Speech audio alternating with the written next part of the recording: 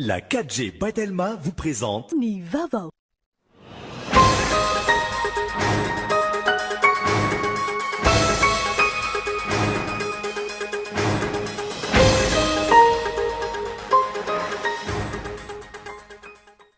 Lahara-pahamihana hoay miady amin'ny ianoanana sy ny tsy fanjarian-tsakafo. Io no nambaran'ny filohan'ny Repoblikan'i Madagasikara nandritra ny kabary nataony tany Addis Abeba. Ny paikady entin'ny firenena iadiana amin'izany sy ny finiavana no isan'ny nanomezan'ny filohan'ny bady azy ny tompon-daka amin'ny ady amin'ny tsy fanjarian-tsakafo. Nankatoavin'ny HCC ny fangatahana avy amin'ny voan'ny antenimieram-pirenena manoloana ny toerana banga eo amin'ity androm-panjakana ity. Nambaran'ny filohan'ny antenimieram-pirenena androany fa mifanaraka tsara amin'ny fitsipika anantin'izy ireo izany. Nanomboka androany ary aharitra 3 andro ny fionamben'ireo firenena mikambana ao anivon'ny convention cadre des Nations Unies sur les changements climatiques entina hitadiavana vahaolana iadina amin'ny fiovaovan'ny toetry ny andro. Velaran-tany 7,000 hektara no horakofana hazo amin'ny alalan'ny famboleka-hazo moderna amin'ity taom-pambolena ity. Teknika boule la graine no ampiarina amin'izany raha ny fanazavana hazo. Eo amin'ny maresaka iraisam-pirenena nialin'ny alahady ifo alatsinainy teo no niala ny tany nanainga ary nihazo ny masoandro ilay sonde euro-américain solar orbitaire anantona hatrany amin'ny 12 tapitrisa akaikin'ny masoandro ity fitaovana ity ary andinika ny tsembaratelon'ny masoandro.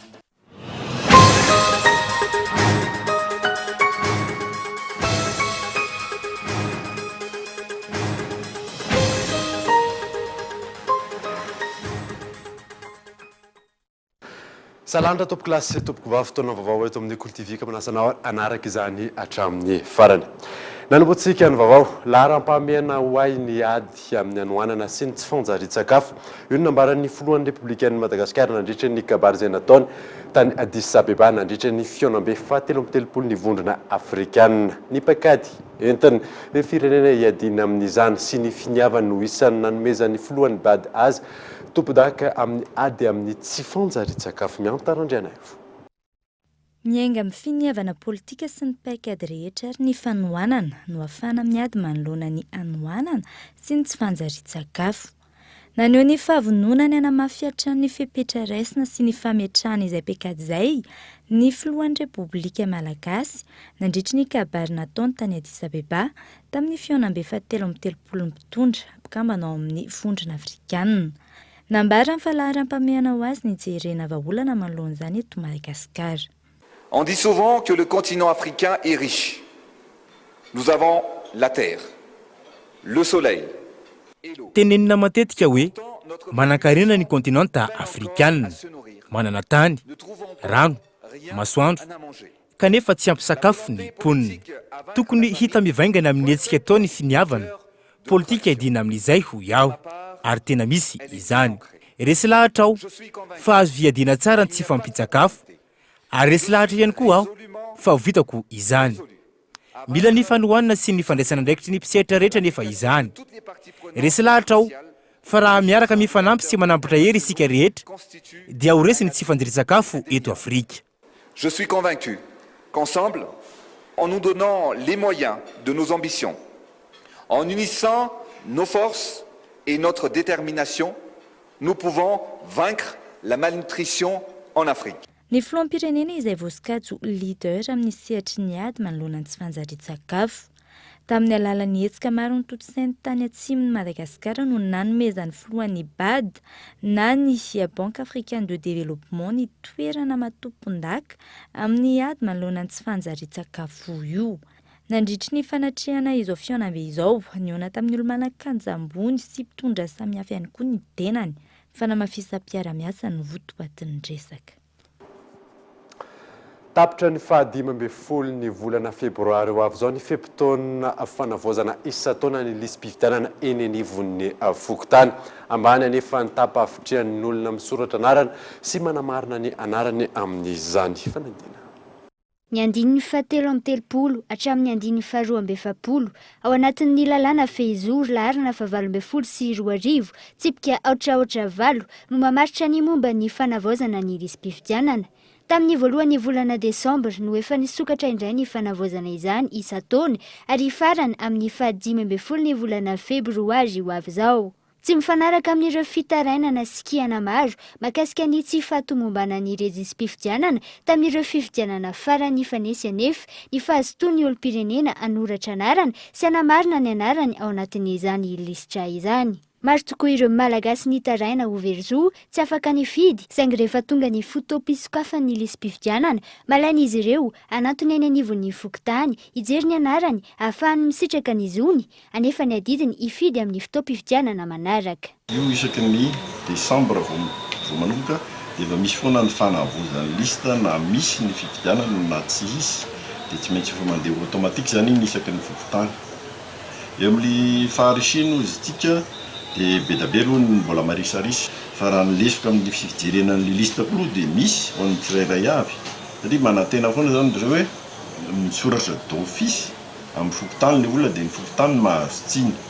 Akoatra ny tsy fahampian'ny fanetanan'ireo olo-pirenena, isan'ny antony mahatonga ny tahampazotony izy ireo anamarina ny anarany ao anaty lisam-pifidianana ho ambany ny tsy mbola fametrahana ny fokontany amin'ny toerana tokony hisy azy.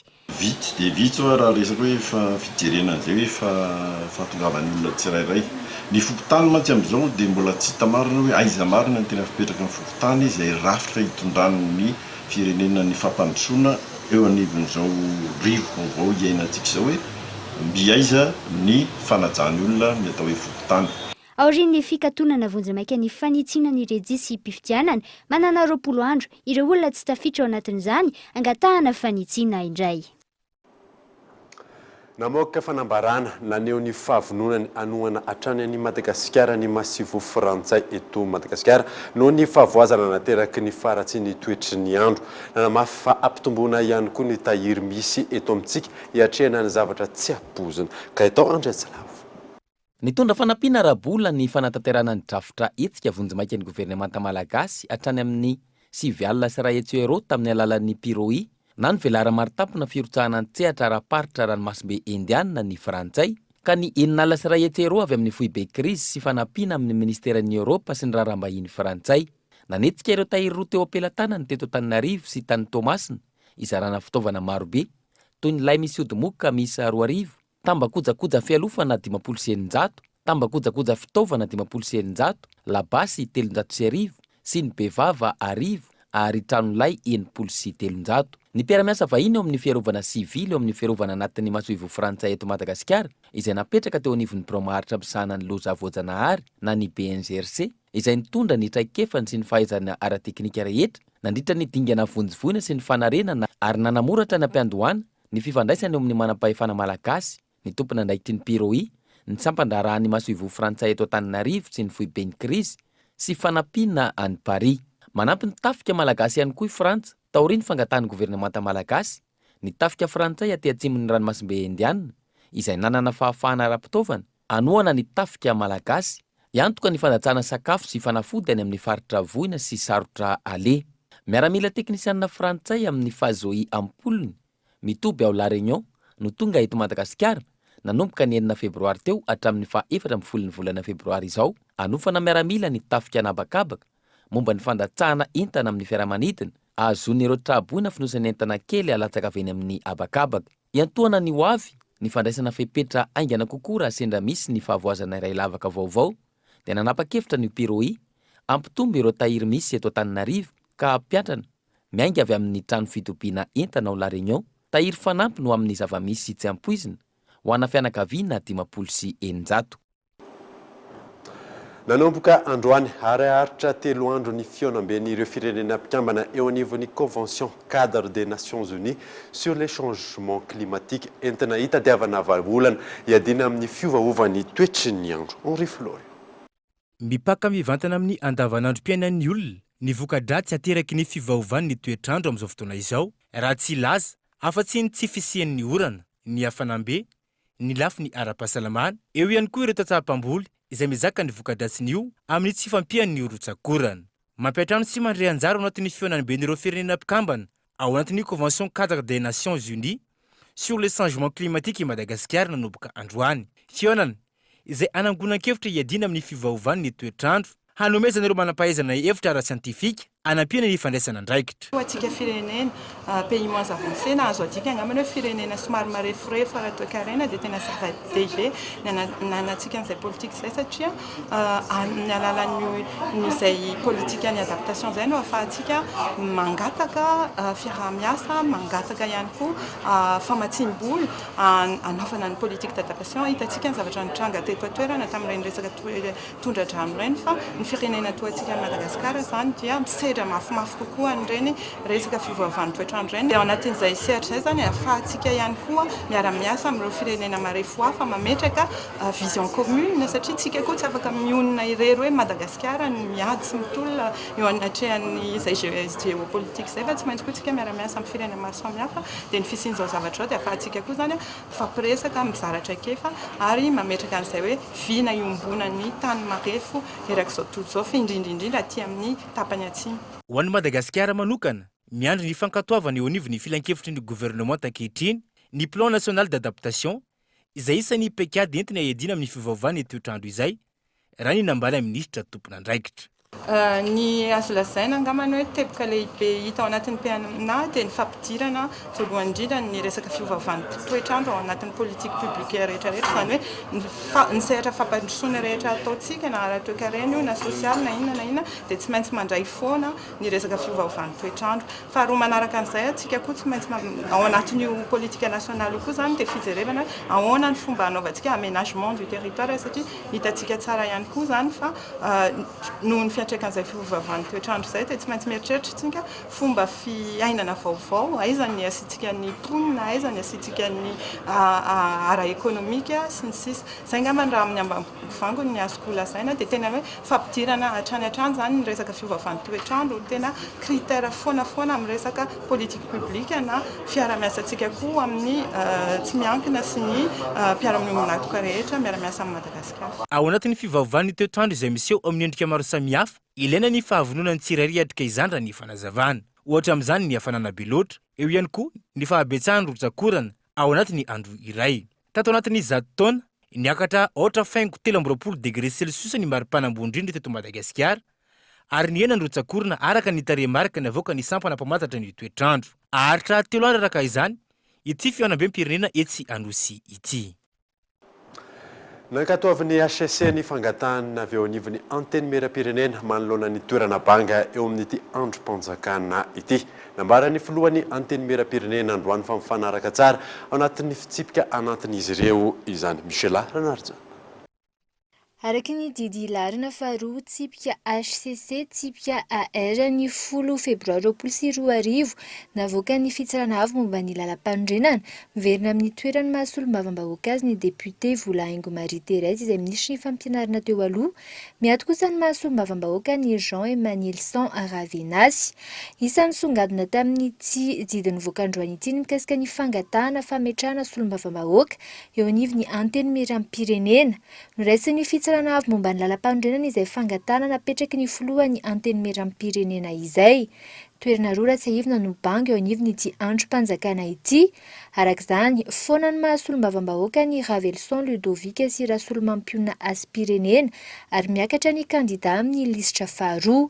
Mifanaraka tsara amin'ny fitsipika larina fa 2.10 mifeny solom-bavambahoaka izany raha ny fanazavana. Misy ilay 2.10 fitsipika anaty vaovao izy 2.10 andalana fahatelo ary efa tamin'ny fitsipika anatiny taloha ihany koa fa raha vao ny solom-bavambahoaka no tsy manatrika fivoriana ara-potoana anankiray fivoriana ara-potoana satria roa moa ny fivoriana ara-potoana ny solom-bavambahoaka mandritra ny taona iray ka raha ny anankiray amin'ireo no tsy hatrehiny fivoriana maharitra 80 andro ka tsy misy tsy tafiditra ao anatin'ilay fialantsiny ekeny fitsipika anatiny dia hiverina ho toy manala ny tenany izy. Ny fialantsiny voatondro ary ekeny fitsipika anatiny dia ny hoe ny aretina zany amarin'ny mpitsabo mpanjakana zava ho azy manaraka an'izay dia ny hoe nandehana nefa iraka misy fandefasana iraka ara-dalàna hors de mission misy tranga mpianaka viana événement familiaux ny tsy nahafahany nanatrika ka ny fitanana ponja tsy tafiditra ao anatin'ireo. Tahaka izao kosa ny valiten'ny filohan'ny antenimieram-pirenena raha toka nanontaniana raha misy ifandraisany amin'ny fangatana napetraka izy ireo ny fahazoany Ravelson Ludovic fahafahana vonjimaika. Antenimieram-pirenena efa nanao résolution fandraisana fanapa-kevitra zany dia ny tsy maintsy ny pitsipitsin-dalàna le no ajaina sy arahany dia rehefa vita ilay résolution niraisinay le taky dia alefanay any amin'ny manam-pahefana nalefanay any amin'ny premier ministre nalefanay any amin'ny ministère ny fitsarana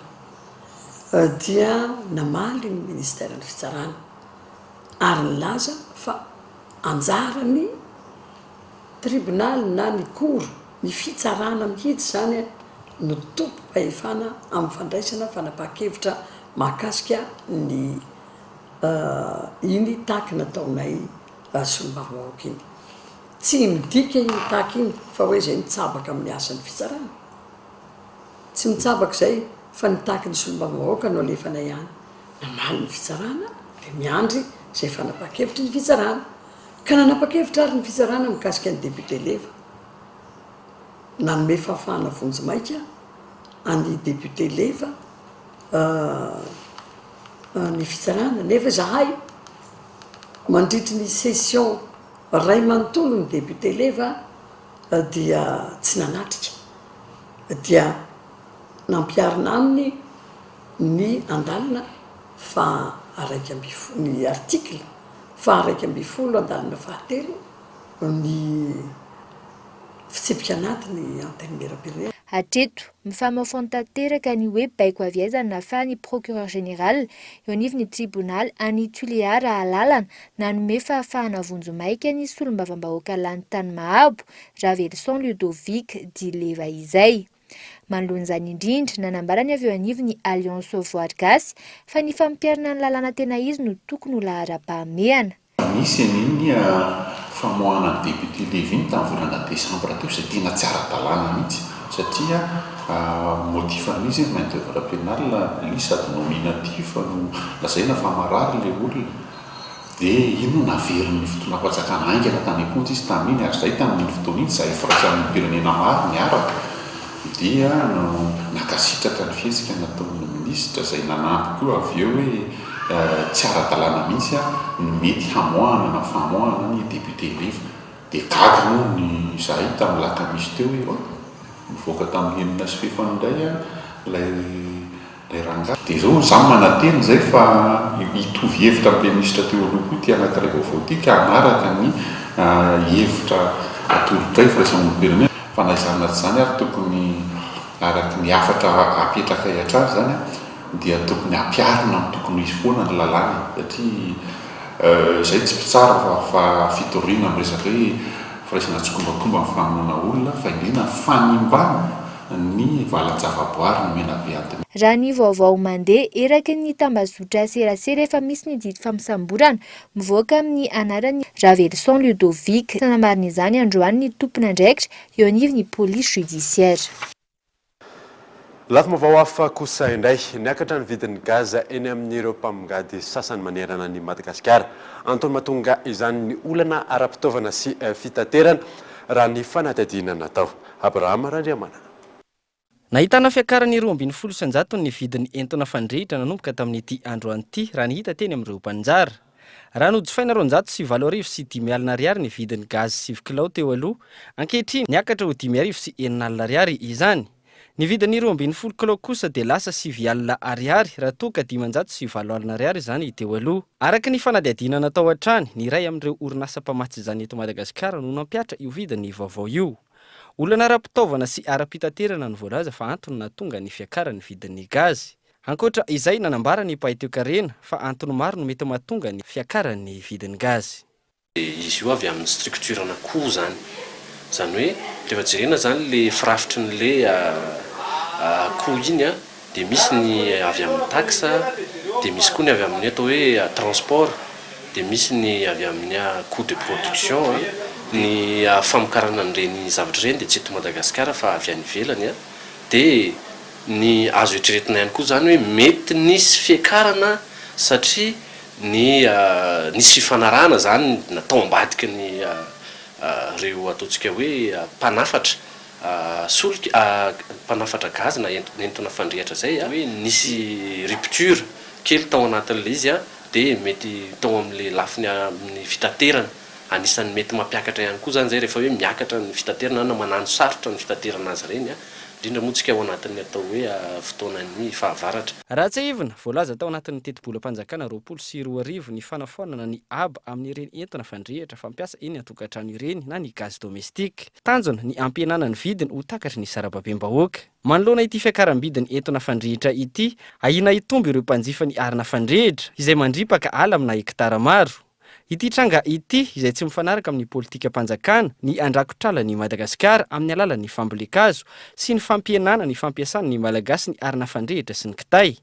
Raha ny taremarika 5,4 alina taonina entona fandrehatra mitovy amin'ny fampiasana arina fandrehatra 5 alina sy 4 taonina na ihany koa hazo miisa 2 hetsy.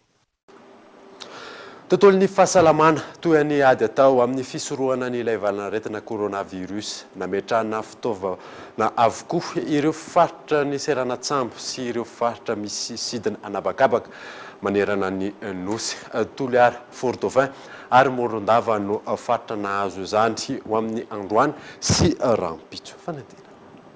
Fiarovan'ireo malagasy amin'ilay valanaretina coronavirus mitohy hatrany ny fametrahan'ireo fitaovam-piarovana any amin'ny faritra maro manerana ny nosy.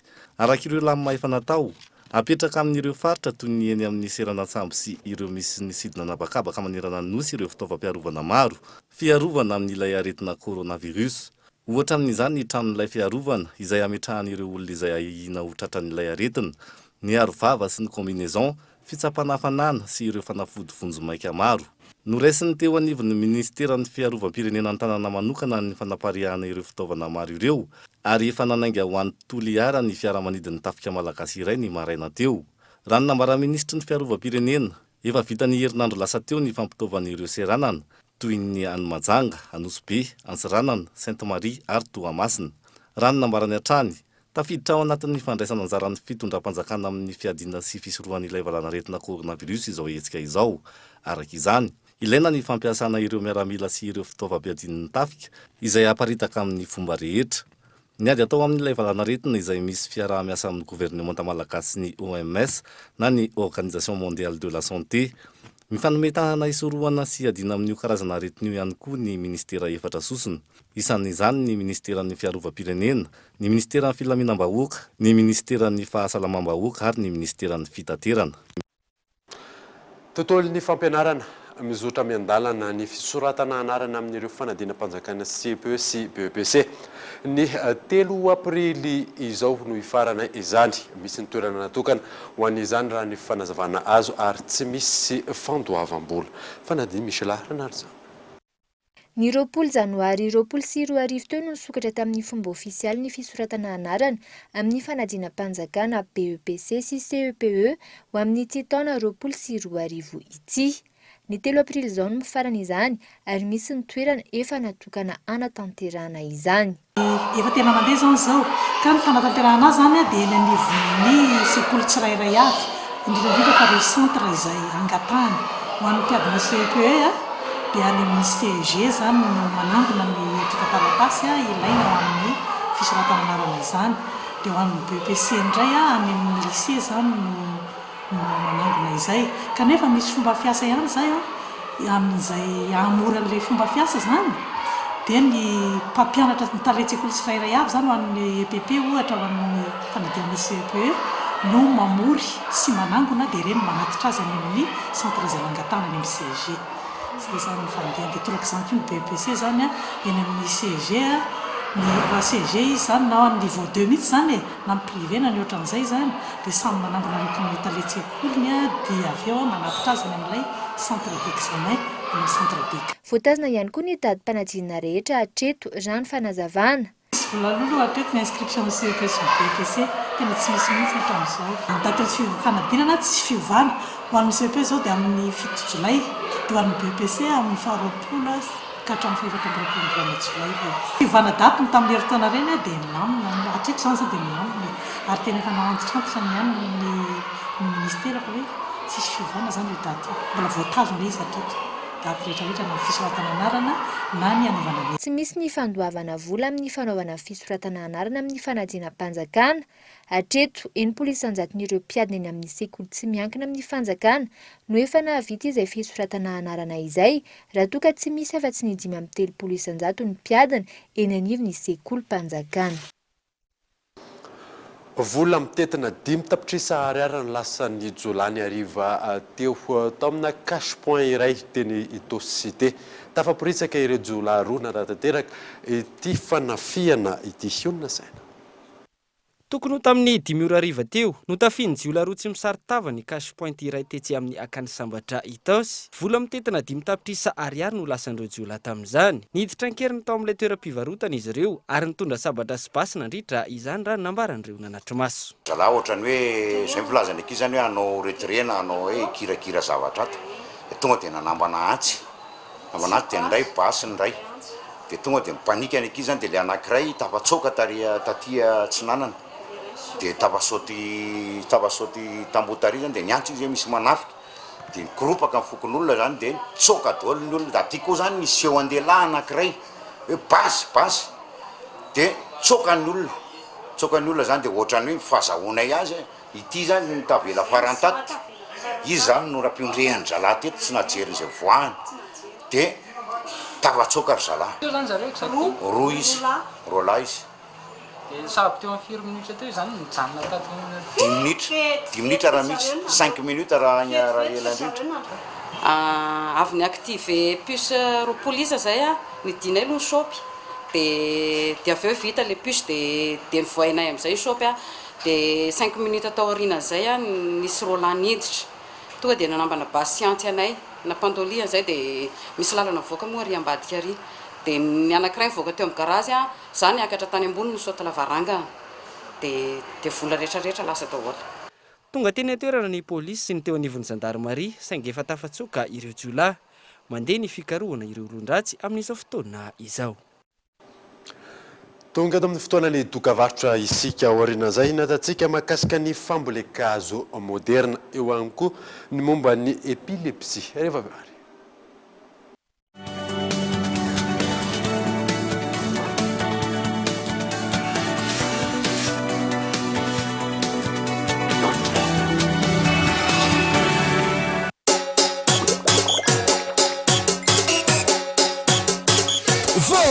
Yellow Facebook Baka. Likez, commentez, publiez, partagez. Yellow Facebook Baka. 1 giga APSN amin'ny fotoana rehetra amin'ny vidiny 500 ariary monja. Tsindrio ny dièse 322 étoile 65 dièse. Geox, Puma, San Marina, Unisa, Tamaris, Guess, Minelli, JB Martin, Adidas, Fossen, Asics, New Balance et Ralph Lauren. Boutique Le Coin des Marques, un grand choix de parfums, montres, sacs et chaussures de marque. Alors, venez découvrir notre boutique Le Coin des Marques, des articles de marque pour hommes, femmes et enfants. Le Coin des Marques, à Faravouch, téléphone 033 71 848 68.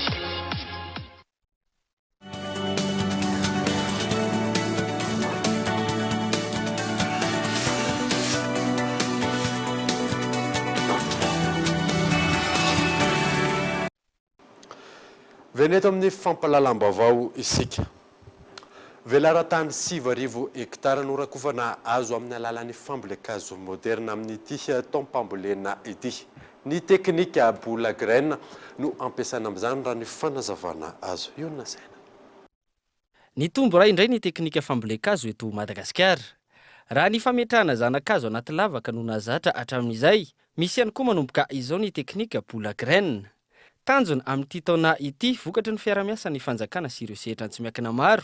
Ny amboly azo misy 10 tapitrisa amina velaran-tany 7,000 hektara amin'ity teknika ity. Bolabolan-tany zay tsy zao ohatra ny karazany, zay misy tamango anatiny, sy misy zezika, sy misy vovona charbon reny dia nasilika tao anatiny tao le voa amin'ny alala tanana tsipo ohatran'izao na drone dia mandeha ny lavitra dia efa vita solo fa dia alatsaka hatrany hatrany le izy dia koa mahatonga le teo saina nananana eto hoe andao ampiasa flesy izy tsindray zany a dia misy ambony be ary tsy takatra eny 20 metre aloha dia fa ampy zany a andehanan'le bala tonga any amin'izy nataony hoe bala maintso nefa napetraka anara izy ty efa nahitam-boka ny tany amin'ny firenena maro ity teknika ity raha ny fanazavana ary efa nandramana teto Madagasikara ihany koa ary mety amin'ny toetany rehetra. Dia raha ohatra zao tsika manao an'le zanakazo le manao an'le pépinière dia maky tsika dia mamboly tsirairay dia mambola mandavaka dia rehefa aveo a rehefa avy mandavaka ianao zany a dia zay vao mapetraka le zanakazo dia miandry orana ny ty kosa dia mahazo zanakazo ray ny ty kosa nefa ny atao anatin'ity afaka manao a zanakazo anankitelo ianao na efatra atao anatin'ity dia injiny a ny taux de réussite zany mety mahazo zanakazo anankiroa ianao farafahakeliny tonga dia miaraka maniry 50 boule isaky ny olona ny tokony atao dia zany hoe ny olona anankiray zany a mahavita mamboly azo 100 ao anatiny 5 minutes satria le izy na tsipitsipy hazo akasiano hovolenany amin'ny faritra atsimo andrefany nosy baobaba sy renala ary anakarana no any amin'ny ilany andrefana arongana sy intsy no any amin'ny faritra atsinanana razana kininina ary rotra no eto afovoantany. Ny zoma alina lasa teo nisy ny fifandonana teo amin'ireo mpamaky vato sy mpiasan'ny commune Ambohidratrimo ka iray no naratra voankazo zany. Ankoatra izay mitarana ihany koa ireo mpiasan'ny commune teo Alovoroko fa tsy nisy ny taratasy fandroana ary tsy nandraiky karama ihany koa izy ireo. Nanome fanazavana momba an'izany ny ben'ny tanàna Amperinasa Mirana Hermanjaka. Ny trangana fifandonana teo amin'ireo mpamaky vato sy ny mpiasan'ny commune tamin'ny zoma alina lasa teo. Iray no naratra vokatra izany. Antony fifandonana ny fangatahan'ny teo anivon'ny commune fasika Robidon isaky ny olona anaovana lalana ka tsy nanaiky izany ireto farany. Fazoko an'izy tsara dany satria amin'ny alina nakany an'le fasika aloha voalohany. Matoa zany izahay rehefa tsy namia zany a efa nisy tsy nazava zany matoa zay tsy namia le fasika Robidon mo reo koa reraka kosa izy ve dia mbola hoe zareo ihany ny asaina maka an'le fasika nefany a manana piasa ny commune afaka maka fasika eo a zay tsy sakananay velively. Izay zany hoe ijoronay hoe tsy mety aminay zay le zavatra nseho tamin'ny alina fa ary ny afara tamin'ny fifankasihan-tanana moa le zavatra nitsanga tamin'ny alina le niaraka teo akaikiko no vo dia naratra mafy moa izy nitana ny dokotera izay voalazako teo dia izay ny zava-nisy zany tamin'ny zoma teo ngamana. Ankilany naneho fitarenana ihany koa ireo mpiasan'ny commune Voaroka izay mbola tsy nahazo ny karama tsy rariny ary tsy ara-dalàna ny fandroana raha ny fanazavan'ny solotenan'ny mpiasa. Tena tsara mihitsy ny fandroananay tao amin'ny commune Ambohidratrimo satria tsisy taratasy fampafantaranay koa rehefa fampitsarana aminay amin'ny tsy miasa intsony, tsisy lettre d'abrogation, tsisy lettre de suspendu akorany. En plus zay tsy nahazo karama akory nefa efa voaroka. Dia tena tsy tenenanay hoe tsy rariny a izy zany milaza fa hoe tsy zakanay ny mpiasanareo 7/100 ny ato tsy zakanay intsony a ny fandoavana karama dia fanenana mpiasa no atao izy nefa izay ndroana dia napiditra mpiasa indray izy dia zay zany ny tenenanay hoe tsy rariny. Ny contrat de travail zany a raha ny tokony izy isa-taona izay mirenouveler an'le contrat foana dia matoa zany a tsy mbola natao le izy ny tena contrat anay tapitra tamin'ny 2019 a tsisy taratasy intsony nefa navoaka ny avany hoe tapitra ny contrat anareo nefa izay mbola niasa ny janvier dikan'izay zany aminay mbola mpiasa zahay. Naneho ny heviny ny ben'ny tanàna Amperinasa manoloan'ireo olana maro samihafa ireo. Ya, ny fanasorana mpiasa ny fampidirana mpiasa koa tsy nandalo conseil ny anazy teo aloha. Ny acte tsy nandalo ny fampidirana mpiasa raha ny tokony izy a mandalo conseil. Ny akamaroan'ireo mpiasa rehetra eo a tsy manana acte ny conseil a na délibération ampanontsena na ampidirana azy fa zay koa nefa rariny satria ny ben'ny tanàna no mampiditra ny mpiasa ao amin'ny commune iasany a fa tsy ny fanjakana fohy be. Io zany a recrutement antanatin'ny commune io dia ben'ny tanàna no manao nomination sy ny contrat de travail amin'izy reny. Ny contrat de travail nataony nga ben'ny tanàna teo aloha amin'ireo mpiasa ireo dia tapitra tamin'ny décembre 2019 anananay proof zay. Le resaka fikasihan-tanana tsy fantatro sy tsy hitako satria ny zavatra fantatro a dia nandefa ekipa fotsiny taoriana hoe tsy nandeha le izy nidina tany zandarina tany filaminana nidina tany a voalohany aloha tsy fantatra izy naniraka azy fa ny faharoa natsona satria mibahana an'le fokon'olona fa nangala bato lay camion de zay no natonga zandary manidina tany a fa le fikasy tanana tsy fantatra hoe izy amikasy tanana fa amiko a tsy mety kosandray ary fonako raha nisy zany resaka fikasia tanana zany fa tsy tokony ny afatra vaty amina na vany amin'ny ekipa amin'ny fikasia tanana nampiakatra ny raharaha eny anivon'ny fitsarana ireo mpiasan'ny komina teo aloha izay voaroaka andrasana araka izany ny mety hotohin'ny toetra raha very ajamba ny vokatra ao amin'ny commune ambanivohitra Alakamisy kely sakana lehibe amin'izany faratsy ny lalana any an-toerana hoy ireo tantsaha nametraka fanambiny be ny tanàna avavao hitatiavana vahaolana manoloana izany Henri Florian. Miteraka sakana ho an'ny fampandrosoana amin'ireo commune ao anatin'ny faritra Itasy ny faharatsy ny lalana izay mampikaikaiky ny mponina indrindra fa ireo tantsaha amin'izao fotoana izao lasa sakana ho an'ny famoham-bokatra nefa izany 7 kilometatra miala ny lalam-pirenena voalohany no misy ny commune ambanivohitra Alakamisy kely ao anatin'ny distrika ny Arivony Mamo ny fambolena sy ny fiompinana sy ampiarina isany mampiavaka ity commune ity tratra aoriany nefa izy noho ny faharatsy ny lalana izay sakana amin'ny famoham-bokatra 12 km eo na 100 tonnes isan'andro ny entana mivoaka ato ary manazao dia mampalahelo mihitsy fa 2 andro vao tonga any Antananarivo raha miala eto amin'ny 9 maraina dia raha ampitso amin'ny 4 arivo vao tonga any Antananarivo noho ny faharatsy ny lalana zany mahatonga zany tiako ny tsindriana indrindra ataoko dia ny eo amin'ny lalana izay fijaliana miasa aminay a dia ny tsy hahafahana mihetsika amin'ny taona vokatra dia mifandriam-pahalemana dia etaeta rehetrarehetra ny etaetam-bahoaka na hatramin'ny barazy na hatramin'ny rano sotro madio isan'ny fanamby lehibe apetraky ny ben'ny tanàna any an-toerana ankehitriny ny fametrahana lalam-pahamehana ny fanatsarana lalana izay mampikaikaiky ny vahoaka ankoatran'ireo fotodrafitrasa maro samihafa fanaovana ny fotodrafitrasa ao anatin'izany fangatahana amin'ny fanjakana misy ary tady famatsiana vola ho andro famatsiana ivinahitra ivelan'ny fanjakana ao ny barazy ny sekoly ny hôpitaly ny tsena izay anisan'ny anankiray afikafiky ny fampandrosoana eto amin'izao commune zao ny tsena dia zara raha misy ny zavatra ny fotodrafitrasa misy ao aminy ny sekoly araky ny fanambarako teo ny hôpitaly koa dia hiezaka iara-iasa amin'ireo hery rehetra misy eto amin'ny tany sy ny firenena manokatra fiara-miasa amin'ny findonam-panjakana fohy be sy ireo mpandraharaha amin'ny fametrahana ireo fotodrafitrasa mpampandrosoana araka izany ny mponina sy ny mpitondra ao aminy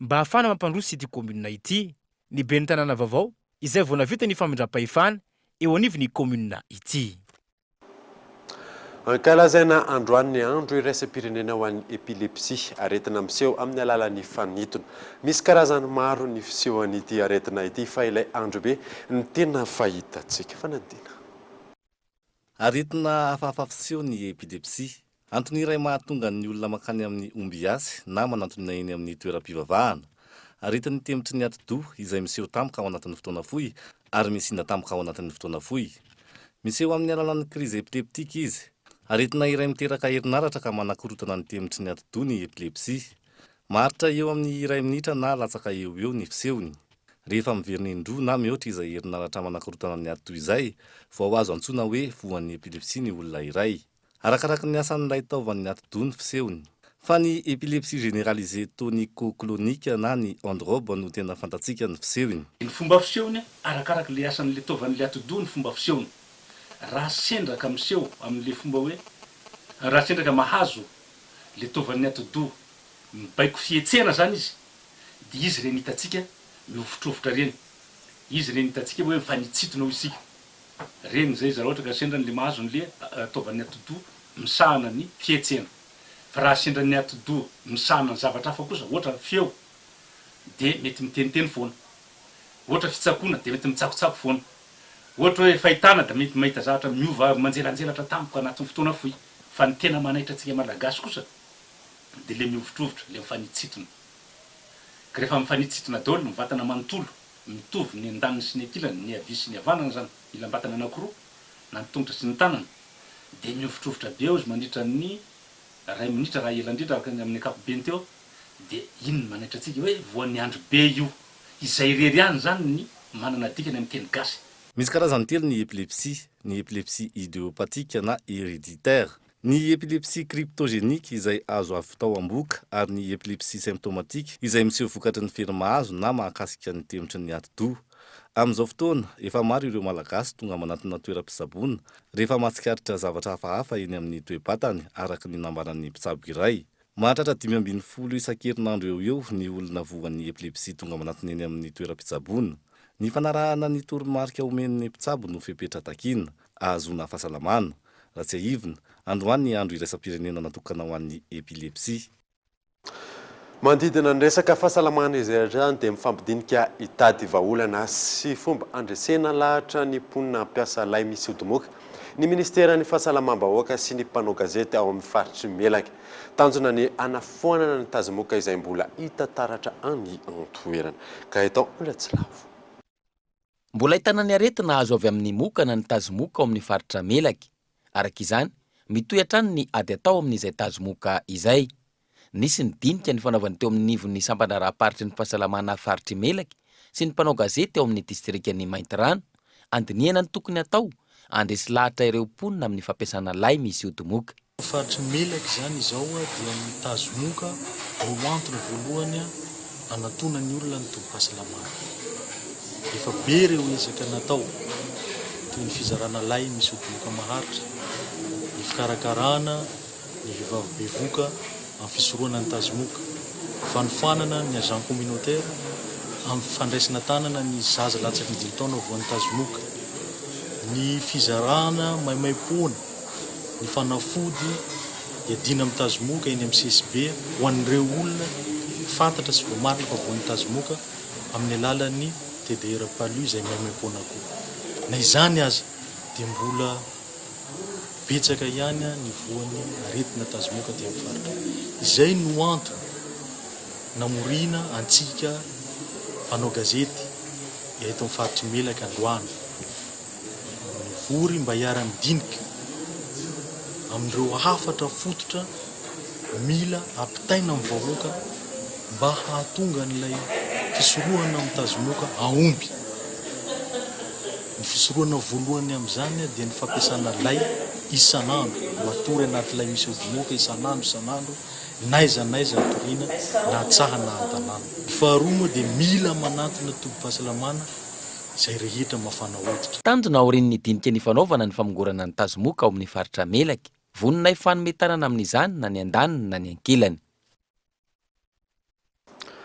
Lafim-baovao hafa kosa indray ny fampitoana ireo mpankafy fiara tranainy ho an'ny taona 70 ny farany herinandro lasa teo tao renivohitra Vakinakaratra. Fiara tranainy misa 70 nandray anjara tao anatin'ny hetsika. Koltevy Antsirabe. Totosa ny farany herinandro lasa teo teto Antsirabe ny hetsika izay nokarakarany ireo mpankafy anireny fiara tranainy ireny na ihany koa ireo fiara tamin'ny taona 70 miakatra. Nandray anjara avokoa ireo mbola manana izany fiara tranainy izany teto amin'ny renivohitra Vakinakaratra sy ireo avy any an-drenivohitra ary nahitana mpandray anjara miisa 70 tao anatin'ny hetsika.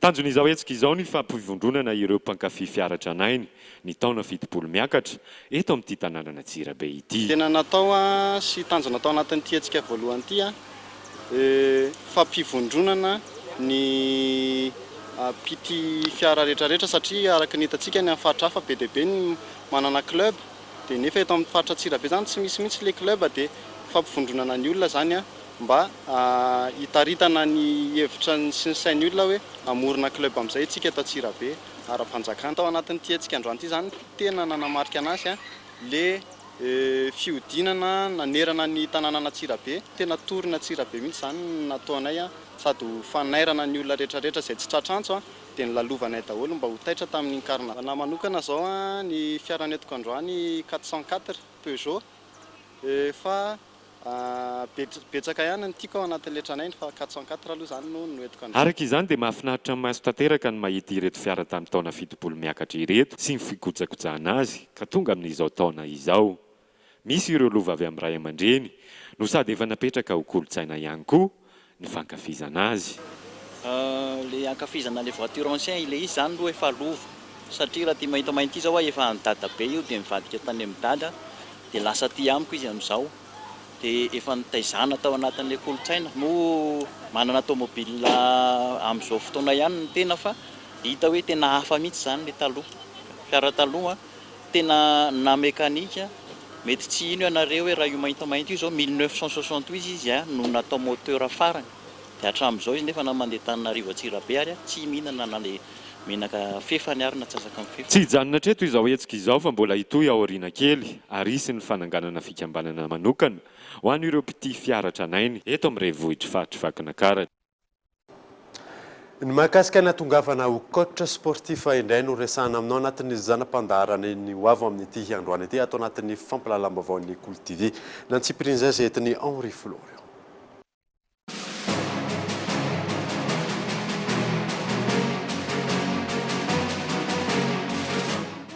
Isan'ireo asa manana ny maha-izy azy ny asan'ireo coach sportif na ihany koa adika amin'ny teny malagasy hoe mpanazatra ara-panatanjahantena. Isan'ny asa iandriketan'izy ireo ny manome torohevitra sy mikolokolo ny olona eo amin'ny lafiny ara-panatanjahantena na izay ny tanora na ny ankizy na ihany koa ny olon-dehibe. Coach sportif dia manolokolo ny olona zany na ankizy na lehibe na antitra zany dia mitandro ny fahasalaman'izy ireny zay no anjara asako. Le izy aloha misy ny fianarana aloha voalohany aloha le olona tsy maintsy tia le sport mazava ho azy dia misy ny fianarana dia misy ny formation ohatra zao ohatra nazo dia misy vazaha na mpanao formation na dia za koa en plus manao arts martiaux dia koa ohatra manao resaka ohatra resaka qigong ohatra zany dia mianatra an'iny dia ohatran'ny hoe fifangaroana zavatra be da be zany mba azahoany le olona hoe mahatonga azy hoe remise en forme hoe fifangaroan'ireo zavatra betsaka ireo no ahalalànao zany hoe inona ny zavatra mahatsara le olona anankiray ka le sport io zany arakaraka le objectif an'le olona ny anaovana azy zany fa tsy hoe rehefa mpanaovana sport izy dia tsy maintsy manao sport fa tsy maintsy miankina amin'izay objectif no sy mety amin'ilay izy. Amin'ny ankapobeny tsy mbola misy ny sekoly mampiofana izany ho an'ny eto Madagasikara manokana fa ny fampiofana izay omen'ireo vahiny avy any ivelany no ampina ny traikefa efananana eo ampelantanana raha ny nambaran'ireo coach sportif no entin'izy ireo miasa. Le izy aloha misy ny fianarana aloha voalohany aloha le olona tsy maintsy tia le sport mazava ho azy dia misy ny fianarana dia misy ny formation ohatra zao ohatra nazo dia misy vazaha na mpanao formation na dia za koa en plus manao arts martiaux. Le izy marina aloha fa hoe misy ny fianarana le hoe CAPEN zany fa na hoe EPS manana diplôme na CAPEN ianao manana notion zany pédagogique fomba fampianarana prof de gymnastique. Nefa kosany tsy voatery hoe izay le izy hoe tsy maintsy hoe prof na EPS no afaka manao coach satria raha ohatra hoe prof na EPS ianao raha ohatra hoe fantatro hoe le olona nefa na ohatra izy coach manao arts martiaux izy ohatra manao gymnastique izy ohatra manao athlétisme izy ohatra manao tsy fantatro ohatra manao qigong izy ohatra dia re zavatra ireny ny atambany dia iny ny akano notion tsikelikely mba entina anehoana zany mba atonga le fahasalaman'le olona hoe amin'ny fahasalamanan'le olona zany. Za koa tsy miteny kosa hoe dia vomafy zany mianatra iny izy amin'ny EPS non tsy vomafy izy ka izy ary mety hoe manana tombo manana fomba anany izy fa le expérience tsy mitovy. Ohatra reny hoe mivoaka avy any amin'ny alina fa ny olona hoe efa ela be nanaovana anazy mbola afaka koa ny expérience mahalala hoe inona mety amin'le olona anankiray na inona tsy mety aminy. Mitaiza ny olona eo amin'ny fanaovana fanatanjahantena ankilany no asa iandreketan'izy ireo. Ny fanatanjahantena izay miantoka ny fahasalamany ny tsirairay. Maresaka iraisam-pirenena ny aliny alahady ifoa alatsinainy teo no ny alan'ny tany nanainga ary alefa iazo ny masoandro ilay sonde euro-américain solar orbitaire anantona hatrany amin'ny 2.7 tapitrisa kilometra manakaiky ny masoandro ity fitaovana ity fanadina.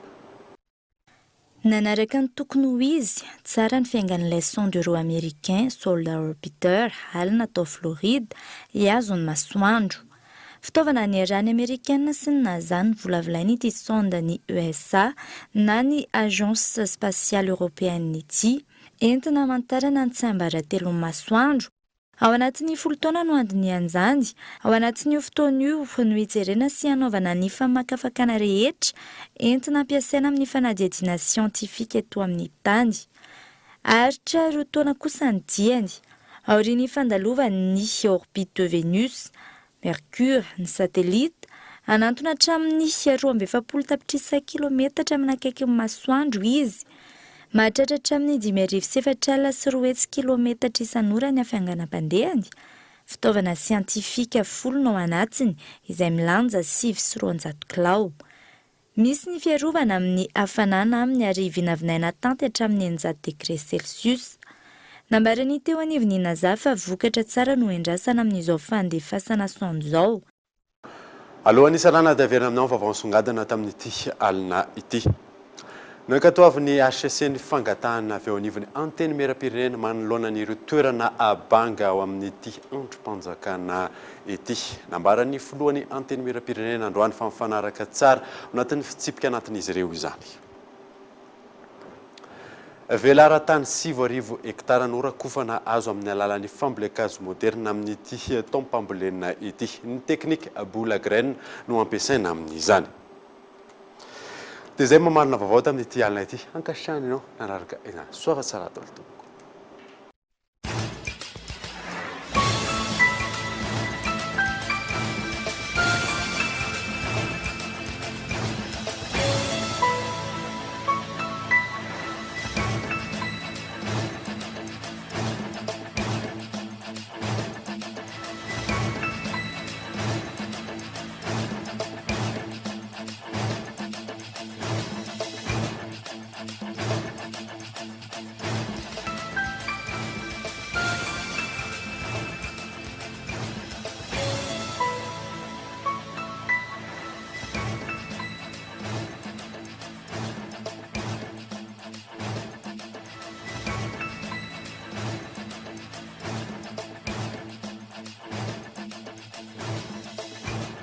La 4G by Telma vous a présenté Ni Vavo.